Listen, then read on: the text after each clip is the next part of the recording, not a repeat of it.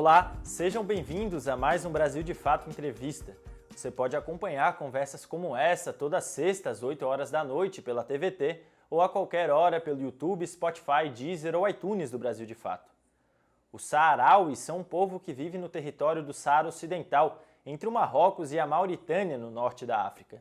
Até 1975, o Saara Ocidental foi uma colônia espanhola, depois passou para as mãos do Marrocos. E então teve início uma guerra de independência comandada pelo movimento Frente Polisário. Ela durou 16 anos e terminou com a promessa de um plebiscito sobre a independência do território, que nunca aconteceu. E agora o cessar-fogo com o Marrocos foi quebrado depois de quase 30 anos. Desde o mês de novembro, o exército marroquino passou a fazer incursões ilegais no Saara Ocidental. Para entender melhor esse conflito, hoje nossa conversa é com a ativista Hadija El-Mottar. Ela fala sobre a ocupação marroquina, a luta armada pela independência e o papel das mulheres saharauis nesse processo.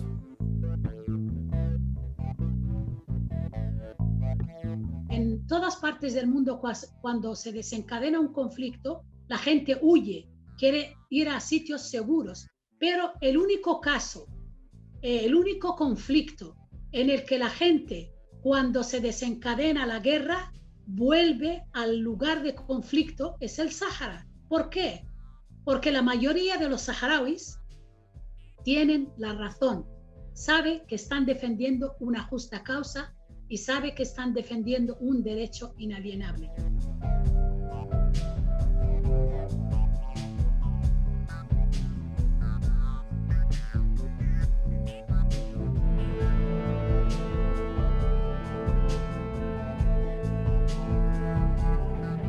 España abandona este territorio sin descolonizarlo y lo que hace es un acuerdo tripartito ilegal con Marruecos, que es el vecino del norte, y Mauritania, el vecino del sur, para repartirse ese territorio, y con ese acuerdo España lo que garantiza es un porcentaje en la explotación de los recursos naturales del Sáhara, en su mayoría pues los fosfatos y el caladero de pesca más rico de todo el África. Entonces, cuando Marruecos invade el territorio, lo invade de manera militar con una marcha de más de 350.000 civiles, pero detrás de ellos hay 200.000 soldados marroquíes armados hasta los dientes. Entonces, es una invasión militar brutal para una población como es el pueblo saharaui, que en ese momento no llegaba al 500.000.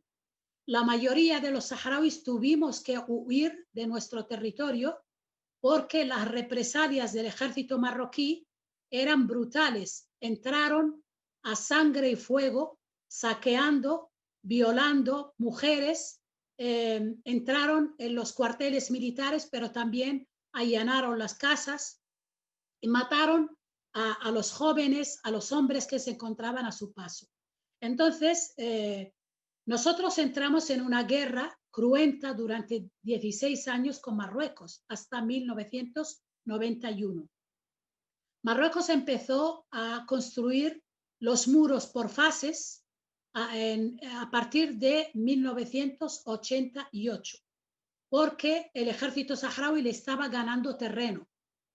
Y fue cuando Hassan II, el padre del actual rey de Marruecos, reconoció que quería un referéndum y pidió a la comunidad internacional intervenir, pero el objetivo era llegar a un alto el fuego porque sus tropas ya no podían ganar militarmente al ejército del Frente Polisario, que era además un ejército minoritario en número, pero tenía esa voluntad de defender su territorio. Después de 29 años que hemos firmado el alto el fuego y esperando que Naciones Unidas actúe en consecuencia y aplique sus resoluciones y sobre todo aplicar el derecho que asiste al pueblo saharaui en la resolución 1514, que es la descolonización y poder expresar libremente su voluntad sin coacción.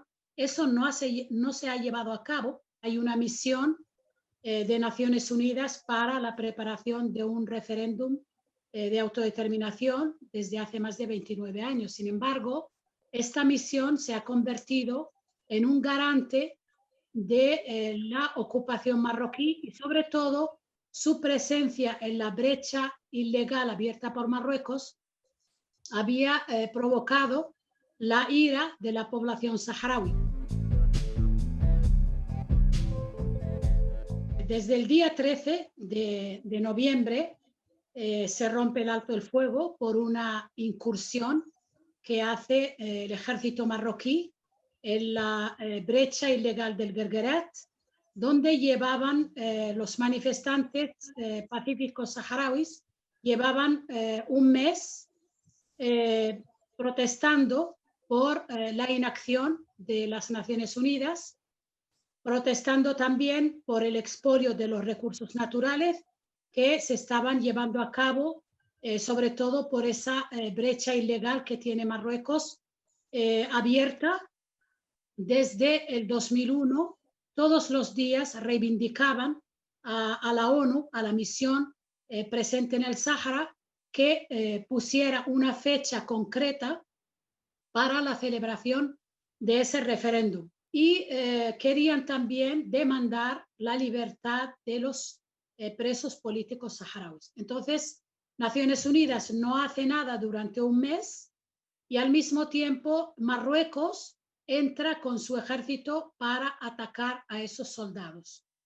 Días antes, el Frente Polisario, viendo los movimientos del ejército marroquí, envió una carta urgente al secretario general de las Naciones Unidas y al Consejo de Seguridad advirtiendo de que si Marruecos intenta atacar a los civiles saharauis, que en su mayoría son jóvenes y mujeres, que el Frente Polisario iba a protegerlos, a proteger su seguridad, pero lo iba a considerar como un acto de agresión y de guerra y por lo tanto es una forma de romper el alto el fuego porque va a ser violado por Marruecos. Y así ha sido.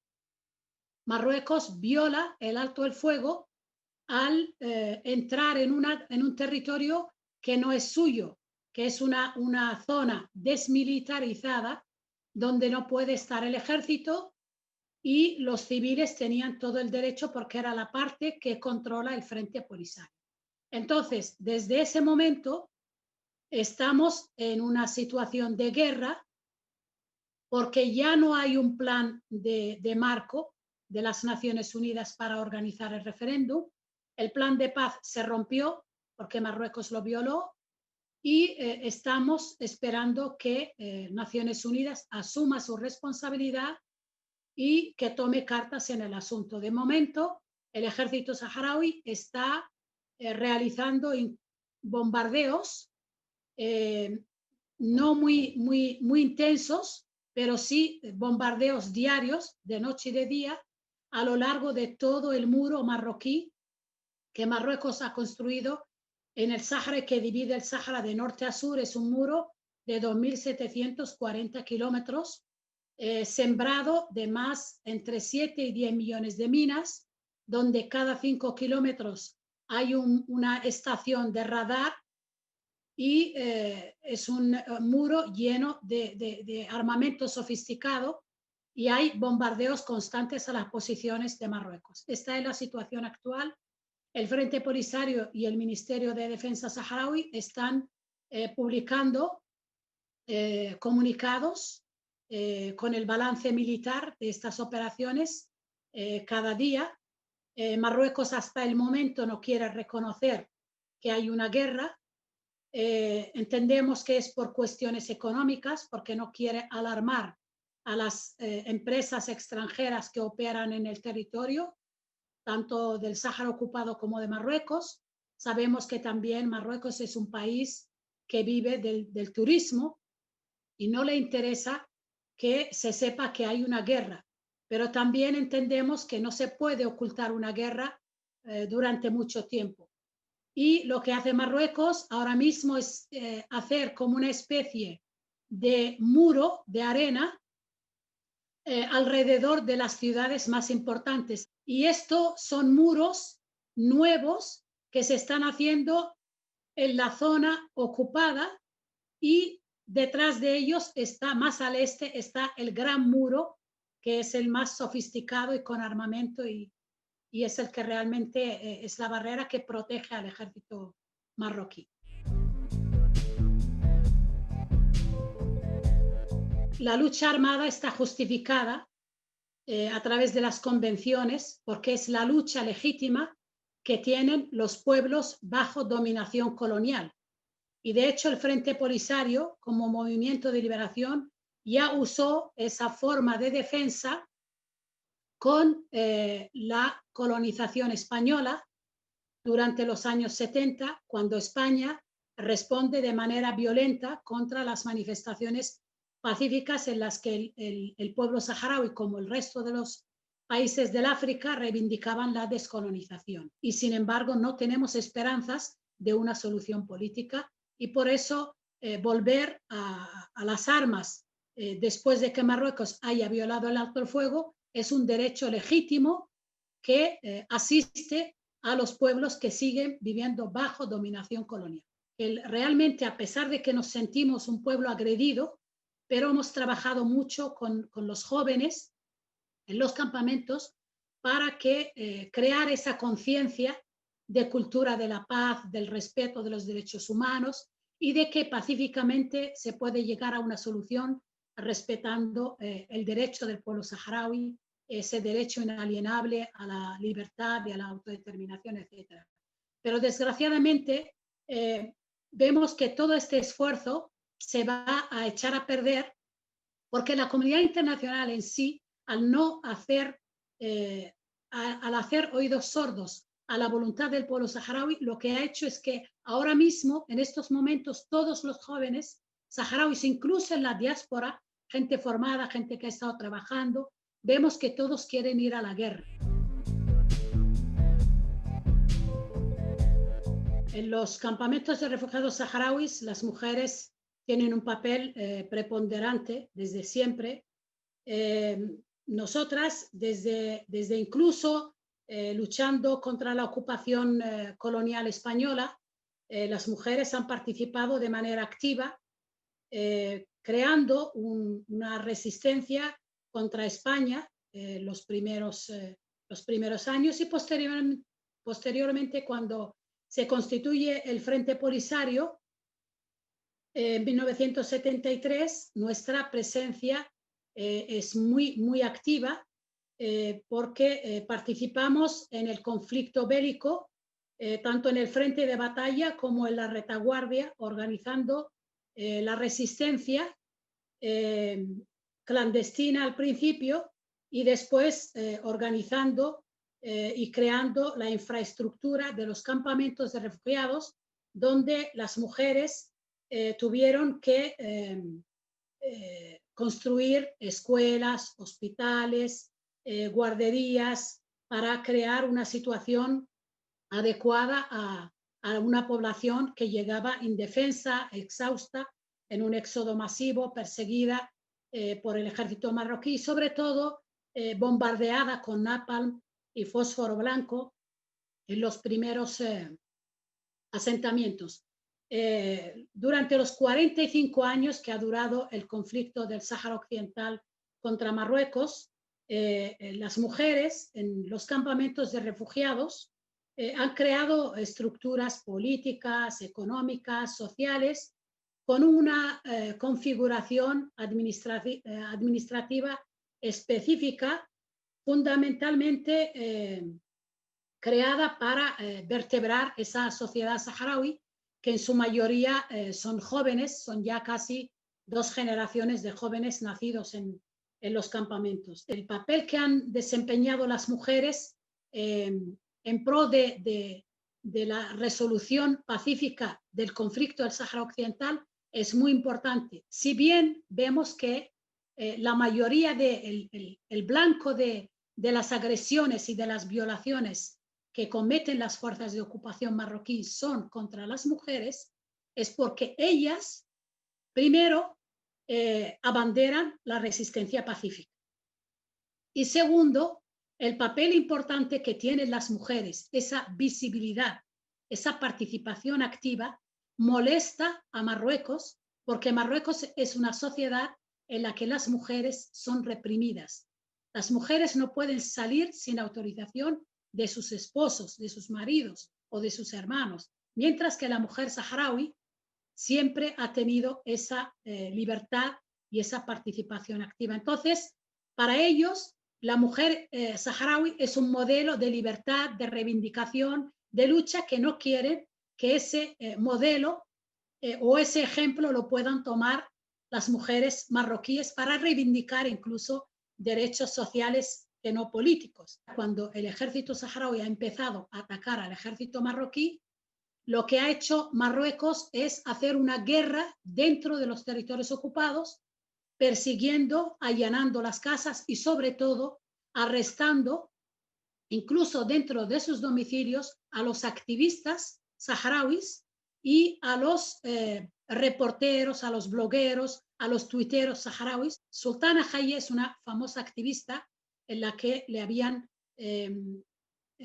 golpeado en el ojo hace años, perdió un ojo en una manifestación y ahora ha sido atacada dentro de su casa, atacada ella, su madre, su hermana, y tiene a 6 policías en la puerta de su casa. Y ahora mismo cualquier casa de activistas saharauis tienen furgones de policía en la puerta, y bajo las medidas sanitarias del COVID-19, Marruecos lo está utilizando para encarcelamiento domiciliario a todos los saharauis, pero especialmente a los activistas.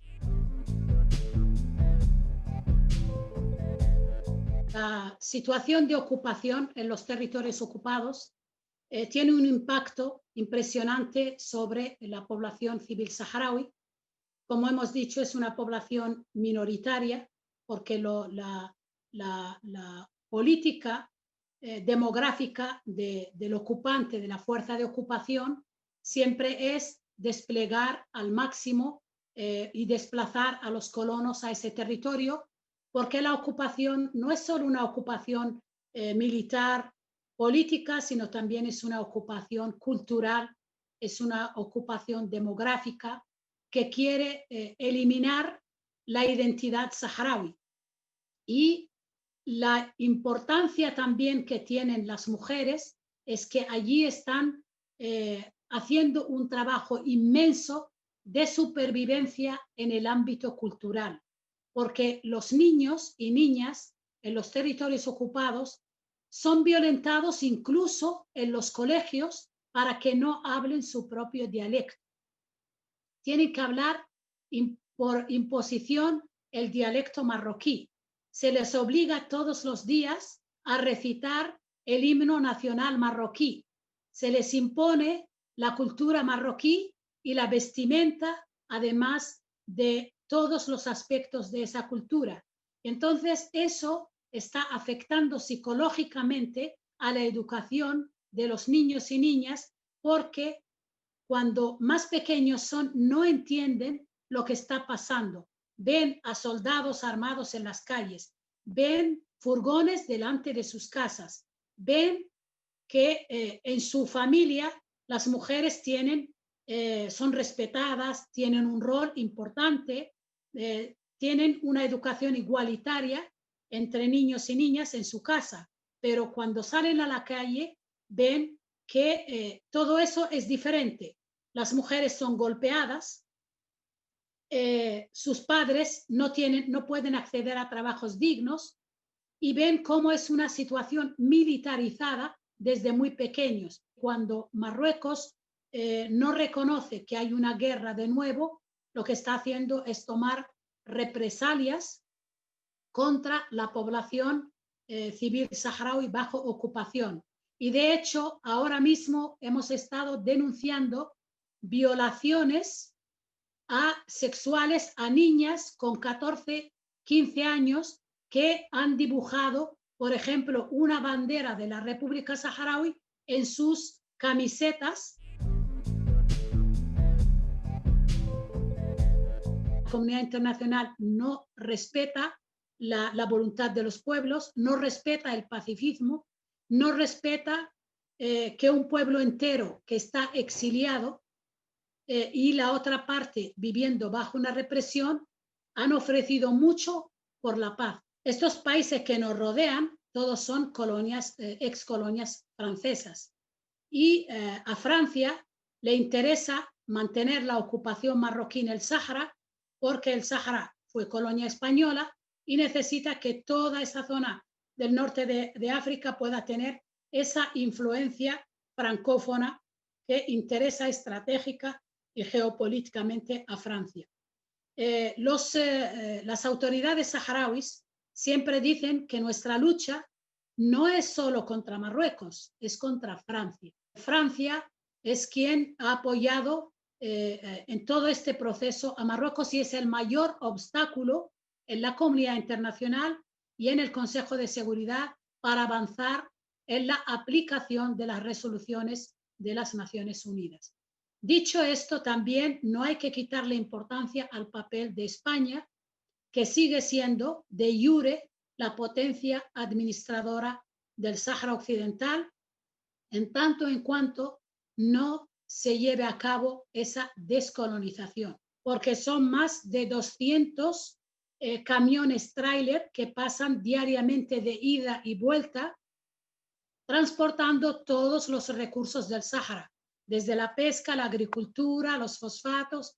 Los mayores beneficiarios de la explotación y el saqueo de los recursos naturales del Sáhara, en su mayoría son empresas españolas del IBEX 35.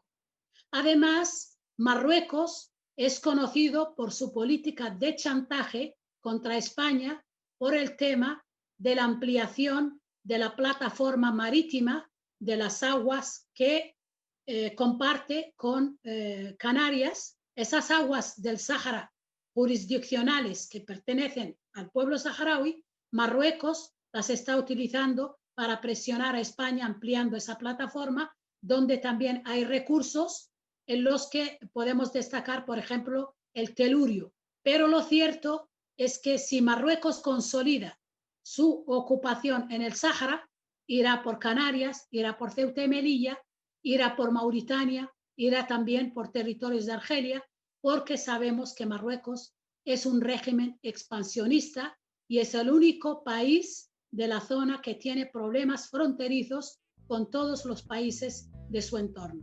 Y por eso hacemos un llamamiento a la Cruz Roja Internacional y a las Naciones Unidas para que envíen observadores a los territorios ocupados, porque la población realmente está en riesgo. Sus vidas están en riesgo y pueden pasar cosas muy graves.